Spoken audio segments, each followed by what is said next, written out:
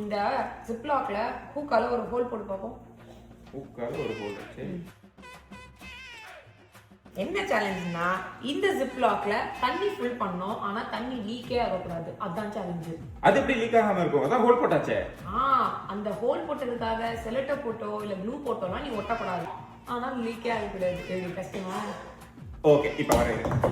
இன்னொரு ஜிப்லாக்கும் யூஸ் பண்ணக்கூடாது. பென்சிலை வச்சு என்ன பண்ண போற? அப்ப ரெடியா? ஏய் ஏன் ஓட்ட போடுற? அப்படியா? டா ஃபில் பண்ணு. லீக்கே ஆகல இல்ல பாத்தியா? சரி சேலஞ்ச் என்னன்னா தண்ணி லீக் ஆகணும். அதான் சேலஞ்சு.